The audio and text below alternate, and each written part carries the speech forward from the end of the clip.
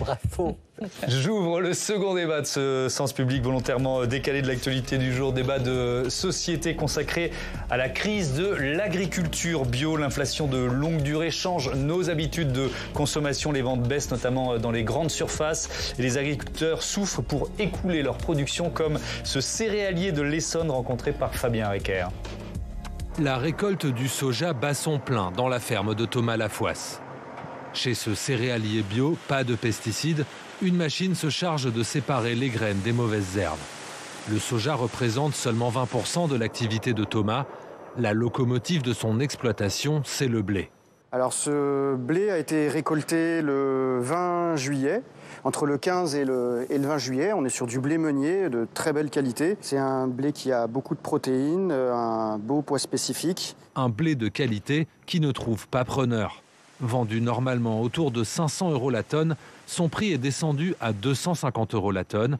Thomas Lafoisse travaille à perte. Aujourd'hui, on est sur une situation de crise qu'on n'a jamais connue où produire du blé nous coûte de l'argent.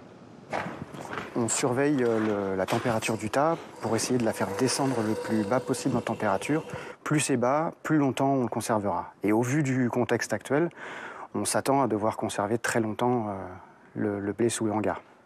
Pour amortir le choc, l'agriculteur céréalier mise sur le maraîchage en vente directe, mais cela ne suffira pas à combler ses pertes sur le blé. 50 000 € par an pour Thomas. Il y a sûrement plusieurs facteurs d'explication à cette crise. La première, qui est annoncée par tous les opérateurs qui achètent, qui transforment ou qui vendent, c'est une baisse de la consommation. À quelques kilomètres de là, ce magasin bio vend les fruits et légumes de Thomas Lafoisse. La vitrine des magasins bio, c'est le fruit et légumes. Les consommateurs viennent pour le fruit et légumes, pour du local. Christian Haune possède 2 magasins dans le département de l'Essonne. Il constate lui aussi un désamour du consommateur, en particulier depuis le Covid. La consommation du vrac a énormément baissé pendant la période du Covid. Automatiquement, il ne fallait pas toucher les silos, etc. Donc les gens avaient peur, ils étaient avec leur masque. Donc la consommation de vrac a baissé de 30%. Toutes les personnes qui venaient de façon sporadique avant le Covid ou pendant le Covid ne viennent plus. Certainement à cause de l'inflation. Déjà, il y a eu une grosse baisse du chiffre d'affaires pour mon magasin et puis pour tous les autres magasins bio de France. Il y a quand même 252 magasins bio qui ont fermé l'année dernière. Frappés par des faillites en cascade, les acteurs du bio dénoncent la concurrence de labels moins exigeants pour l'environnement, tels que le haute valeur environnementale ou HVE. Ils rappellent surtout que l'agriculture bio est un mode de production vertueux qu'il faut soutenir. Sans pollution de l'eau ni de l'air, elle engendre des coûts supplémentaires, mais permet des économies indirectes pour la société. L'agriculture bio en chute libre, on en débat tout de suite avec Dominique Chargé. Bonsoir, bienvenue. Vous êtes président de la coopération agricole. Laure Verdeau, bonsoir. Bonsoir. Bienvenue, directrice de l'agence bio. Frédéric Danré, bonsoir. Et bienvenue, vous êtes journaliste, auteur de ce livre Le bio au risque de se perdre, publié aux éditions Buchet, Chastel et Mathieu Croissando. Et restez évidemment à mes côtés. Un premier chiffre pour ouvrir notre débat. 60 000 fermes engagées en bio en France en 2022. Ça représente un peu plus de 14% des fermes françaises. Surface totale 2,8 millions d'hectares, ce qui fait de la France, pour la deuxième année consécutive, la première surface bio en Europe. Donc ça, c'est plutôt une bonne nouvelle. Dominique Chargé, vous représentez plus de 2000 coopératives, 2100 coopératives et 800 ont fait le choix du bio. Est-ce que la tendance est en train de s'inverser? Est-ce qu'il y a des agriculteurs qui font le marche arrière en quelque sorte? Alors, on a fait une enquête justement pour faire un peu un point à date auprès de nos 800 coopératives qui sont aujourd'hui engagées en bio. Donc, elles constatent pour la moitié d'entre elles une situation qui s'est singulièrement dégradée. Elles restent quand même confiantes pour 90% d'entre elles. En revanche, si on va plus loin vers le producteur, donc l'adhérent de la coopérative, pour 62%, ils restent quand même confiants et tournés, mais ça veut quand même dire qu'on a 38% des agriculteurs qui aujourd'hui se posent la question. Et on a vu effectivement dans certaines filières des producteurs qui ont fait le choix de se déconvertir. Comme on dit, ce n'est pas un terme qu'on aime, ce n'est pas une situation qu'on affectionne. Mais en revanche, il faut se mettre à la place des producteurs parce que je pense que c'est quand même là qu'est le drame aujourd'hui. C'est que nous avons aujourd'hui des producteurs dont les bâtiments de production sont vides parce qu'il n'y a plus de marché. Et je pense que la filière bio est probablement le martyr de ce qu'on observe aujourd'hui en termes de nouveaux comportements ou adaptation des comportements de consommation par rapport à la crise du pouvoir d'achat. C'est-à-dire qu'on a observé à la fois une baisse en volume globaux sur l'ensemble des consommations, puis ou en même temps ce qu'on appelle une descente en gamme, c'est-à-dire les consommateurs vont vers une gamme inférieure. Et donc le bio n'a aucune solution pour pouvoir se rattraper. Et aujourd'hui, on a une filière qui souffre vraiment. Oui, alors on va évidemment rentrer dans le détail et peut-être essayer d'esquisser des solutions, mais d'abord je reste sur le constat avec vous, Laure Verdeau. L'agence bio, groupement d'intérêt public créé par les ministères de l'Agriculture et de l'écologie, vous faites des études sur le bio, de la pédagogie auprès des citoyens, et puis vous financez aussi les PME du secteur via le fonds Avenir Bio. On a titré le bio en chute libre. Est-ce que vous êtes aussi pessimiste ou aussi si on s'en tient au négatif? fait, du point de vue d'un agriculteur bio, il n'y a pas qu'un seul débouché qui sont les 2 circuits que vous avez évoqués dans le reportage. Il y a 6 débouchés.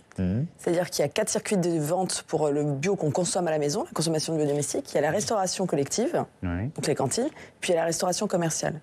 Et actuellement, si on se pose d'un point de vue du potentiel, on est à qu'à 6% de nos courses, nous, alimentaires, les Français, en bio. C'est pas du tout assez, ça nous met au niveau des États-Unis. On n'est pas bon en consommation, oui, ce qui est mais un paradoxe. ça s'arrange pas. Si on parle non, de la ça s'arrange consommation, pas. notamment. Si maintenant on nuance etc. le constat que vous faites, chute libre, dans l'ensemble des circuits, il y en a effectivement 3 qui sont en baisse, donc la grande distribution, qui a déréférencé les produits bio. Il y a les magasins bio qui ont été en baisse, donc les 3000 magasins qui ne vendent que du bio, et effectivement, comme il y a eu 200 fermetures, on est passé de 3002 à 3000 magasins, ça s'est ressenti, parce que derrière, c'est des filières. Et les artisans, en revanche, la vente directe, la vente à la ferme, qui est très très forte en bio, puisqu'il y a plus de 26 000 fermes bio sur les 60 000 qui vendent en direct.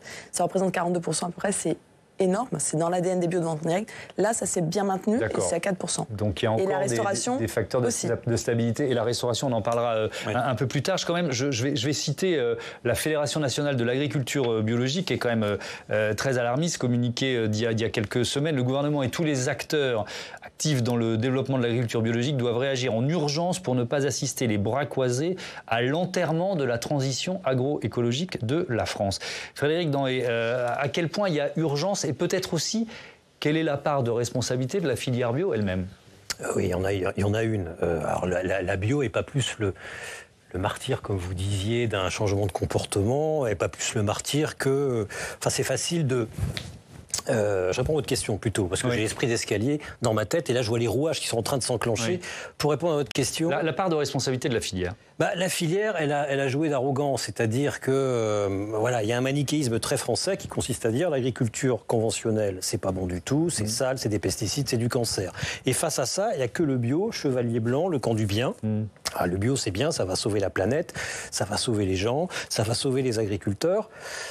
Mais ce modèle manichéen, il tient pas parce que la crise de confiance a aussi touché les gens qui se rendent compte que du bio, des tomates bio qui ont été cueillies dans le sud de l'Espagne par des immigrants syriens battus par des mafieux, c'est pas tout à fait du bio. En fait, c'est pas du tout un label de droit du travail. Le bio, c'est un label agronomique, et on importe moins d'un tiers de ce qu'on mange en bio. Et le bio, le monde du bio a laissé les gens projeter ce qu'ils voulaient sur le bio, justement parce qu'on a créé un modèle dual, un modèle manichéen. Or, les gens, ce qu'ils veulent, et ça a été très clair durant les débats pour le projet de loi Egalim, ce que veulent les gens, et on le voit aujourd'hui, c'est des produits qui les rassurent, des produits qui les rassurent par une incarnation, c'est des produits locaux. Donc le local prend le pas sur le bio ? Oui, parce que le local rassure, même à tort ou à raison, parce que derrière le local, avec le local, on met effectivement la figure de quelqu'un, c'est la figure du boucher, c'est la figure du paysan, c'est la figure de quelqu'un qui incarne quelque chose dans cette boîte noire qu'est le circuit. Ça vous fait réagir. D'abord, Denis Chargé, ensuite Laure Verdeau. Moi, je pense que c'est une situation effectivement inédite, parce que jusqu'ici, le bio avait toujours été en progression, et on vit, j'allais dire, une crise... profonde, qui est liée sans doute à cette question de pouvoir d'achat quand même, d'une manière générale, et en premier, j'allais dire, première cause de cette crise. Enfin, moi, je pense quand même... Est-ce qu'il y a quand même des consommateurs un peu perdus si on a fait une erreur... Quand on parle des labels, quand on sait plus ce qu'on achète. Effectivement, mais si on a fait une erreur, c'est celle sans doute de ne pas forcément considérer l'adéquation des volumes de production avec le développement de la consommation, en tout cas dans certaines productions à certains moments. Moi, j'ai vécu certaines crises dans le lait assez profondes qui étaient quand même liées à cet effet-là. Donc moi, je pense que ce qu'on doit d'abord retenir comme leçon, c'est de structurer des filières. Structurer des filières, c'est avoir au maximum une adéquation entre l'offre de production et la demande. La deuxième, c'est sans doute d'avoir été un peu dogmatique, politiquement en tout cas, sur dire qu'il fallait développer le bio. Moi, je pense qu'on doit avoir des objectifs de transition agroécologique dans lesquels on est engagé. En revanche, le bio n'est peut-être pas la seule solution. Le bio répond à des aspirations, sûrement à un imaginaire qui n'est peut-être plus celui qu'on avait il y a quelques années, mais on voit ça dans d'autres segments de qualité où finalement les mentions sur lesquelles on s'est engagé ne répondent plus aux consommateurs d'aujourd'hui et il faut se repositionner. Allez, Mathieu, vraiment je reviendrai vers vous. Est-ce que vous n'avez pas oublié de réfléchir sur les prix, surtout, puisque vous étiez dans un marché en forte croissance, où tout se vendait a priori, pourquoi c'est si cher le bio? Est-ce que vous n'avez pas, enfin vous collègues, est-ce que la filière bio n'a pas trop margé pendant des années et allez, du coup, je fais en sorte que la parole justement, au moment où on se parle, si je prends l'exemple du lait biologique, il est à peu près au même prix que celui du lait conventionnel, puisque le prix du lait conventionnel a beaucoup augmenté. Donc on raisonne plutôt en écart de prix que nous n'avons plus aujourd'hui. Donc longtemps, il y a eu un gros écart de prix. Oui, on est d'accord, mais le bio se développait à ce moment-là. Et là, finalement, on a plutôt un prix qui se resserre. Effectivement, tout a monté. Vous n'avez pas trop tiré sur la corde. Toujours un écart de prix. Allez, je voudrais que la parole se ventile le plus équilibrement possible. Est-ce que c'est joli? Équilibrement, c'est pas... Merci beaucoup. Il y a un peu de fatigue à un moment de la soirée. Équitablement possible. Merci Mathieu. Laure Verdeau, il y a plusieurs critiques qui ont été exprimées, notamment par Frédéric Danet. L'arrogance. Et puis Mathieu soulevait la question du prix. Qu'est-ce que vous répondez à ça? Alors, moi, j'ai peut-être pas connu la même période que ces messieurs, mais ce que je sais, c'est que la nation française s'est dotée d'un objectif de 18% de bio. Oui. On veut du bio dans les champs, on a besoin de sortir des pesticides, on vient de voter un plan éco-phyto, donc il n'y a pas trop de contestation. Si on veut avoir 18% de bio dans les champs, il faut qu'on ait 18% de bio dans l'assiette. Donc il faut, plutôt que de dire « oh là là, le bio se casse la gueule », etc., il vaut mieux dire « on veut accueillir les agriculteurs qui veulent faire le choix du bio », parce que ce que dit pas votre reportage, c'est qu'actuellement, on va se retrouver avec une France sans agriculteurs. Si demain, on compte que sur les fils et les filles des agriculteurs pour assurer les départs en retraite, on a une France sans agriculteurs. C'est pas moi qui le dis, c'est François Purcell. Oui, mais enfin, si le marché est en train de s'effondrer, ça incite pas à s'installer. Ça se crée. Est-ce que vous avez déjà vu des consommateurs se rouler par terre en demandant des voitures électriques? Non, on les a fortement encouragés. On a structuré des filières, des marchés et des infrastructures. En fait, la transition, elle ne peut pas être que le fait d'initiatives individuelles. Le consommateur, en l'état actuel, il peut même pas faire le choix du bio parce qu'on lui explique pas ce qu'est le bio, pourquoi c'est bien. Le consommateur le sait. On fait des études tous les ans. Vous accueillir il y a 20 ans. On fait des études tous les ans, un baromètre de la consommation. On demande à 4000 Français, alors vous en êtes où dans votre rapport au bio? On se rend compte que les Français savent plus ce qu'il y a derrière. Ils nous disent oui, c'est un label. Parce qu'ils doutent maintenant. 5%. Parce qu'ils doutent. Ils ignorent. En fait, les problèmes, c'est que l'ignorance... Bon, bah écoutez, allez-y. Là-dessus, sur les baromètres, on est assez confiants, puisque c'est vraiment des questions qu'on suit chaque année. Et ensuite, pour ce qui est d'aller parler je sais pas, des imports, ça, je comprends pas pourquoi à chaque fois on nous parle des importations en bio, comme si c'était une spécificité. Actuellement, le bio qu'on consomme, il est made in France à 72%. Et si on retire les produits exotiques qui poussent pas sous nos contrées, on mange 80% de bio. Que créent ces imports, c'est le doute de ces images où l'on voit que l'on commence à voir d'agriculteurs bio, d'arboriculteurs qui pulvérisent des produits certes autorisés. Il y a des diplômes d'État. Il y a le diplôme d'État de la transition agroécologique, c'est le bio. C'est fait sur le bien, c'est fait sur le bon, c'est fait sur la planète, c'est fait sur la santé. Nous, Agence Bio, se retourne contre nous. On pilote la communication collective que l'on fait avec l'ensemble des interpros, donc des gens qui ne sont pas que bio. Et je peux vous dire qu'on a un ensemble de messages communs qui sont en ce moment sur les ondes pour nous, pour la planète, pour nos producteurs locaux, Bioréflexe, consommons bio. Ça met tout le monde d'accord. Je ne sais pas de quel dogmatisme. Il y a sans doute on m'a parlé souvent des talibio. J'en ai pu en croiser quelques-uns. Mais bon, ça reste une minorité. Talibio, oui, ça reste une minorité. Globalement, actuellement, on a sur l'ensemble des Français, on en a 10% qui détestent le bio, qui en veulent pas. Pourquoi pas? Il y en a 15% qui en mangent tous les jours. Alors je vais vous donner la parole. Je reprends la main parce que on n'a pas tout à fait répondu à la question sur le prix que posait Mathieu, et elle est évidemment importante. Je vais vous donner la parole à l'un et à l'autre, c'est promis, mais je voudrais donner d'abord un chiffre et ensuite un témoignage. Un chiffre qui concerne la grande distribution, parce que finalement, quand on parle de crise du bio ou de chute libre, c'est effectivement principalement dans la grande distribution qu'on le voit. Moins 13% des ventes de bio entre janvier et juillet. Et là-dessus, voilà le chiffre, je vous propose d'écouter le ministre de l'Agriculture, Marc Fesneau, qui parle de la marge de la grande distribution sur le bio. Écoutons. Pourquoi sur les produits bio, la marge produite par la grande distribution est plus grande que sur les produits conventionnels? C'est une bonne question, parce qu'après tout, si on veut soutenir, on devrait faire la même marge, parce qu'une tomate bio, une tomate conventionnelle, pourquoi la marge est plus importante sur le bio? Parce qu'on s'est mis dans la tête que c'était un produit qui était adressé qu'à des gens qui avaient les moyens.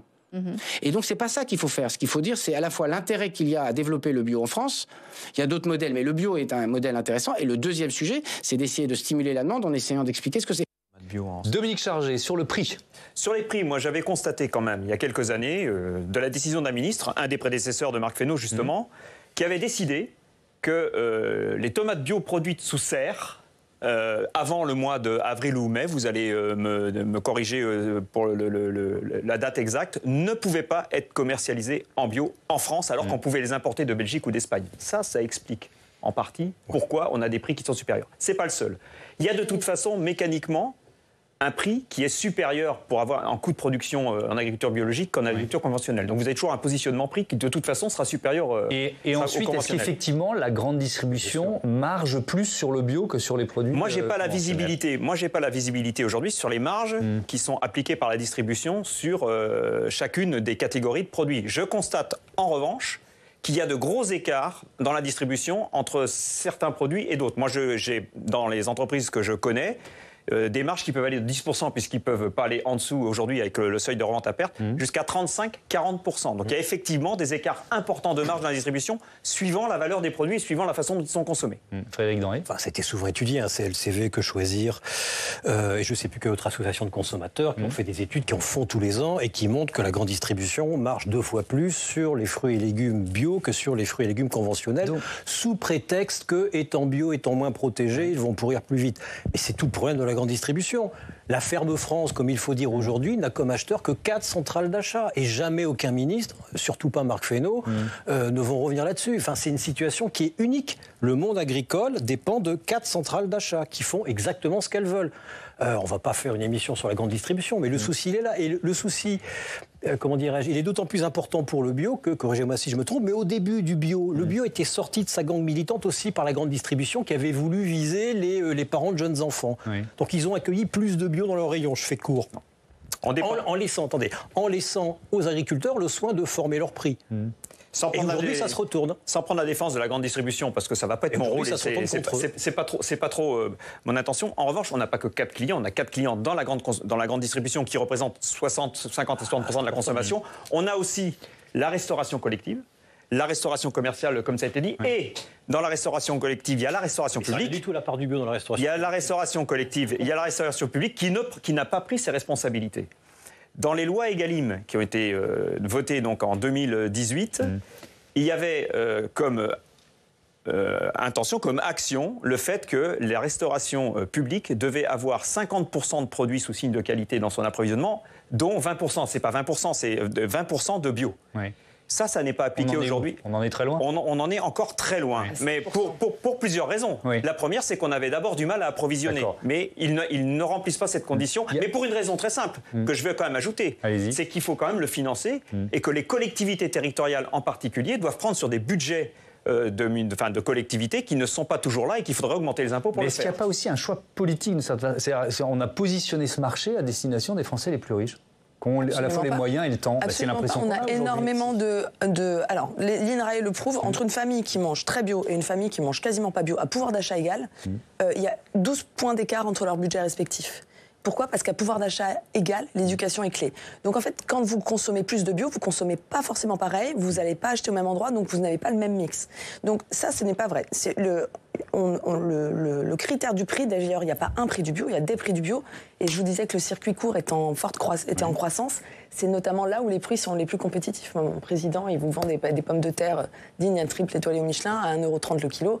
C'est imbattable. Et comme par hasard, les Français, entre bio, local et pas cher, ils ont fait le choix, ils combinent les trois, ils achètent le bio en achat direct. Pour revenir aux cantines, on est à 7% sur les 20% de la loi. Donc ça, c'est les cantines scolaires. Oui, en général, la restauration collective. Collective publique. Donc c'est quoi? C'est uniquement les écoles, collèges et lycées publics? Les EHPAD, les hôpitaux. Ah d'accord, ok, très bien. Donc c'est effectivement une perte de business d'1,5 milliard pour nos agriculteurs bio français, ce qui est vraiment dommageable. Donc c'est pour ça que la loi, il faut absolument qu'elle soit appliquée. Et actuellement, moi je peux vous citer des dizaines d'exemples de cantines qui ont 50, 60, 70% de bio pour un coût matière équivalent ou moindre de leurs petits copains qui ne le font pas. Parce que ça demande plusieurs choses. Ça demande déjà de financer un vrai travail, notamment ce que font les PAT, les plans alimentaires territoriaux. C'est-à-dire que quand vous avez, par exemple, comme dans le Douaisis, 150 000 bouches à nourrir, ça veut dire que vous faites un diagnostic et puis ensuite vous voyez ce dont vous avez besoin par rapport à vos filières locales. et puis vous payez des gens pour mettre en relation l'abattoir, l'éleveur, la cantine. Ça veut dire que vous formez vos équipes dans les cantines. Ceux qui mettent plus de bio, ça veut dire qu'ils cuisinent plus. Ils n'achètent pas des fonds de veau chez des industriels. Oui. Ça veut dire qu'ils gèrent leur gaspillage. Il y a un énorme effort qui est fait sur le gaspillage. Ils passent de 70 grammes à 11 grammes. Ça devrait faire des économies, ça. Mais c'est pour ça que c'est pas plus cher de mettre du bio. Pourquoi les gens ça veut dire que vous pouvez pas juste faire CTRL-C, CTRL-V de votre liste de courses. Oui. Vous devez remettre à plat votre fonctionnement et former vos équipes. Alors, je reviens, Frédéric Dans, je repose un peu la même question sur le positionnement du marché du bio. Vous nous dites non, c'est pas plus cher, mais est-ce qu'il faut du temps aussi pour cuisiner bio? Vous voyez ce que je veux dire? Il y a quand même un certain nombre de critères. Moi, j'essaye de comprendre pourquoi... Du temps pour cuisiner local aussi. Hein. Ouais, peut-être, mais pourquoi le marché se fractionne autant? Est-ce qu'il y a eu une erreur de stratégie, de positionnement? Non, au départ, non, mais je pense que le bio, il a atteint le maximum de ce qu'il peut atteindre, c'est-à-dire un public, non pas forcément argenté, mais un public qui a la capacité à réfléchir sur son alimentation, à réfléchir sur son hygiène de vie. Engagé, un public engagé en quelque sorte. Engagé, qui a un regard sur lui-même. On mange ce que l'on est, on est ce que l'on mange, et manger bio, c'est pas anodin. C'est pas du tout anodin. C'est un message qu'on envoie à la société, c'est un message qu'on envoie à soi-même. Donc, à mon avis, c'est 20% de la population. Mais donc, vous dites que ça va pas croître beaucoup plus? Non, d'autant plus que, à mon avis, non. D'autant plus qu'agronomiquement, on ne peut pas faire du bio au même rendement que le conventionnel partout, que de toute façon, ce sera toujours plus cher. Et l'exemple que vous donnez, je le connais bien, Douai, c'est pas loin d'être chez moi. Douai, c'est un exemple unique, c'est comme Ouansartou. Effectivement, il y a eu un politique qui, derrière, il y a 20 ou 30 ans, a identifié des précurseurs des PAT. Il a identifié les producteurs, mais qui étaient déjà sur place. Il a identifié les consommateurs. Il a travaillé sur les consommateurs. Tout ça dans le cadre d'un plan d'urbanisme général où on confiait au sol, plutôt qu'à la voirie, le soin de récupérer l'eau de pluie, ce qui, derrière, allait alimenter l'agriculture. Enfin, c'est un travail qu'on ne peut pas... Donc, c'est un travail de prototype. Volontarisme politique, c'est ce que j'entends. PAT sur le territoire. Alors, oui, attendez, parce que c'est quoi les PAT? Il y a plein de PAT. Les programmes alimentaires territoriaux. Merci beaucoup. Qui sont une façon de faire notre conversation. Qui sont une façon de faire rapidement. Allez, il nous reste un dernier thème. Je vous redonne la parole juste après, parce que là, on est finalement sur le volontarisme politique qui peut nous amener à la question des aides. Est-ce qu'il faut augmenter les aides publiques au bio aujourd'hui en France? Écoutez sur ce thème, le sénateur Union centriste des Hautes-Alpes, Jean-Michel Arnaud, c'était au mois de mars dernier.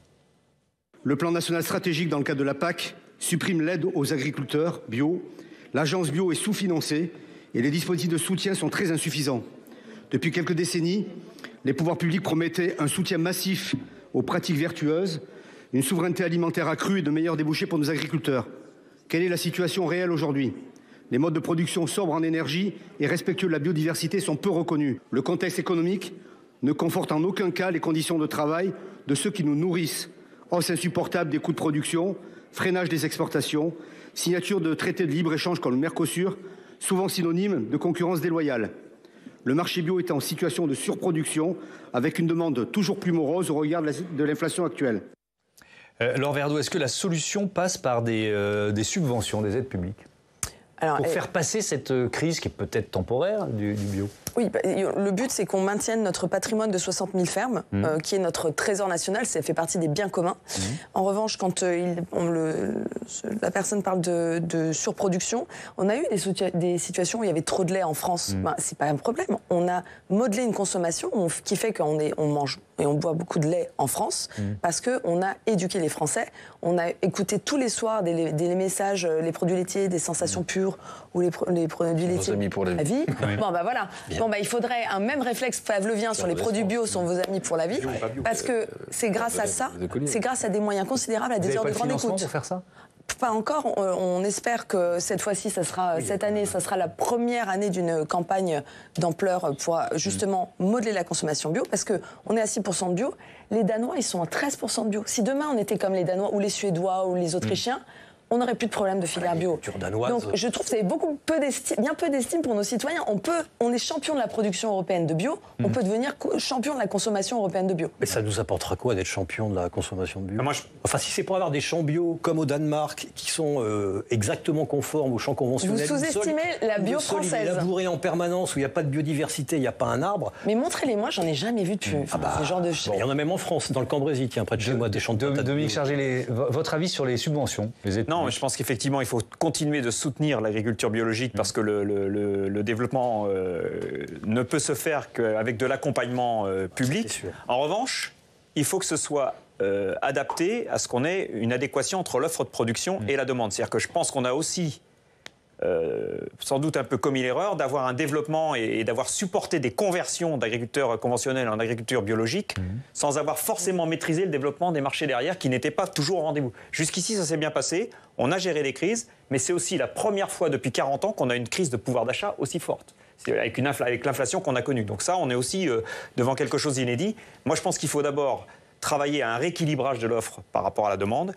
Ensuite, je pense qu'il faut travailler à la structuration des filières. Et effectivement, il y a un plan qui a été annoncé par le ministre qu'on ne peut que saluer et soutenir, qui va aussi aller sur de la communication. Je pense qu'il faut redonner, vous l'avez dit, et je suis assez d'accord, il faut redonner les vraies mentions valorisantes du bio pour que le consommateur se les approprie quelque part, parce que je pense qu'il les a un peu perdus ou qu'il est un peu perdu dans le foisonnement des produits différenciants sur lesquels il est sollicité aujourd'hui. C'est le local, effectivement, c'est le sans pesticides, c'est le sans ceci, sans cela. Effectivement, il est un peu perdu. Si le bio évoque quelque chose, ça doit pouvoir être mieux appréhendé et mieux communiqué. En revanche, moi je suis assez d'accord, ça ne représentera qu'une part relative, alors de je ne sais pas combien, mais 20% me semble quelque chose d'extrêmement déjà important. Merci à tous. Frédéric Danet, votre livre Le bio au risque de se perdre, publié aux éditions Buchet-Chastel. Merci à tous d'avoir participé à ce débat. Je vous dis à demain et votre prochain rendez-vous politique sur notre antenne dans la matinale. Manuel Bompard, le député LFI des Bouches-du-Rhône face à Oriane Mancini. Belle soirée.